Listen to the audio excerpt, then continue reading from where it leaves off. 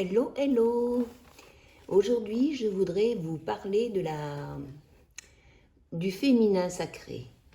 Le féminin sacré, l'énergie féminine, qui est à ne pas confondre avec la féminité, qui est complètement différent, puisque c'est un abus de langage. Comment vous dire? Ce n'est pas l'énergie féminine quand on parle de féminité. Parce que la féminité, elle va définir un ensemble de caractères qui vont définir une image particulière et une image sociale de la femme qui va être acceptable. Ce que les censés représenter vis-à-vis de la société ou incarner. Alors que le féminin sacré, c'est plutôt l'énergie yin, c'est celle de la lune. On a tous une part d'énergie féminine et une part masculine, bien sûr. Aujourd'hui, je vais plus me pencher sur le statut féminin, puisque c'est un mariage qui est propre à chacun. On n'est pas censé être plus yin ou plus yang, c'est en fonction de comment on se sent. Se connecter à son féminin sacré, à quoi se connecter et qu'est-ce que ça veut dire? C'est déjà en priorité prendre conscience de notre part de yin que l'on a au fond de nous, qui nous habite et qui nous est nécessaire. Et de prendre conscience de notre équilibre intérieur. Quand je parle d'un équilibre intérieur, c'est aussi le yang pour qu'il soit complet.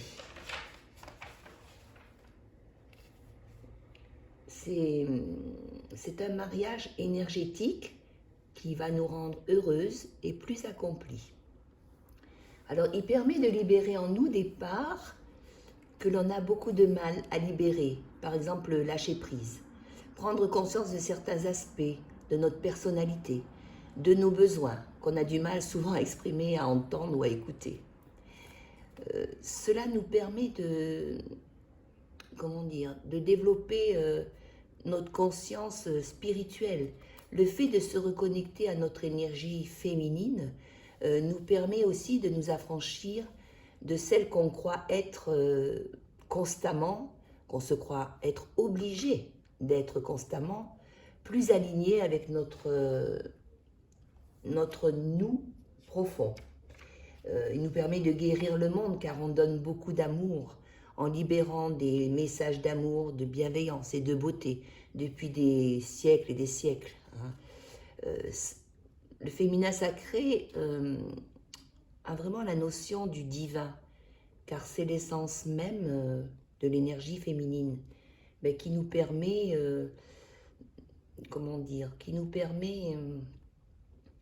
de nous connecter à notre plein potentiel par la force divine et à tout notre pouvoir féminin. Dans la société actuelle, c'est vrai que l'énergie masculine est beaucoup mise en avant aujourd'hui, car il est demandé d'agir, de faire, plus que d'être.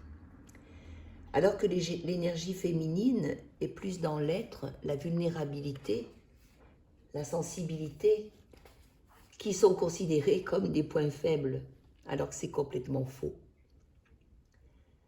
L'énergie a un pouvoir extrêmement puissant, l'énergie féminine.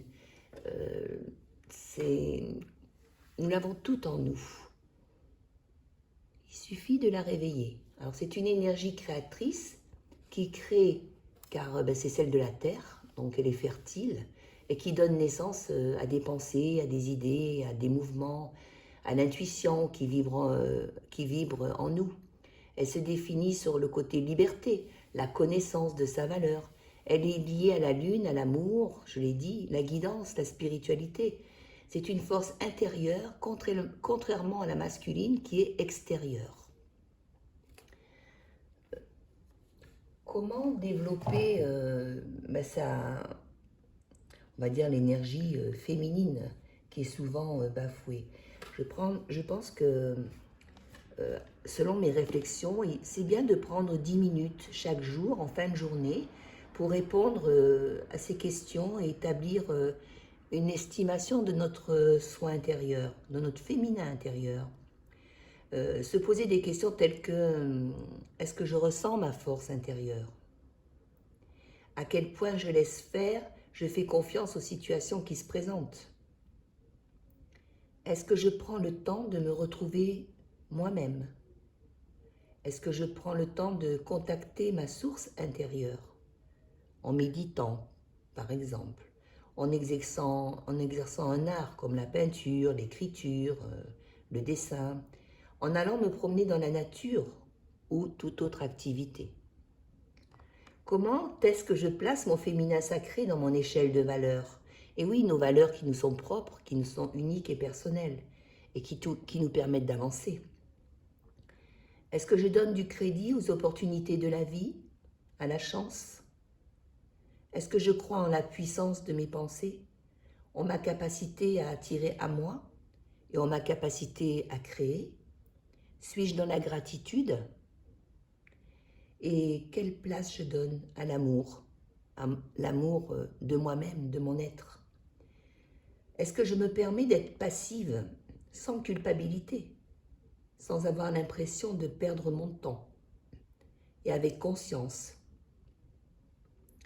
Alors, c'est vrai que si le cerveau, quand on fait des phrases, on va dire, affirmatives d'autosuggestion, on arrive à prendre conscience et à se remettre dans le chemin de notre féminin sacré. Alors moi, tous les matins, je vous conseillerais en autosuggestion de se répéter ces phrases. Je reconnais et je considère à sa juste valeur le féminin sacré qui est en moi. Ou je me reconnecte à ma puissance intérieure, mon temple sacré, laissant cette force agir en moi en toute confiance. Ainsi je garde la foi en moi. Ou j'entre dans une plénitude et une gratitude infinie. Voilà, ces phrases, elles m'ont été suggérées par Monique Grande, qui a tout un site sur le féminin sacré, son site est vraiment consacré à la femme. Voilà, j'espère que cette vidéo vous aura plu et vous aura inspiré. Je vous souhaite une bonne journée.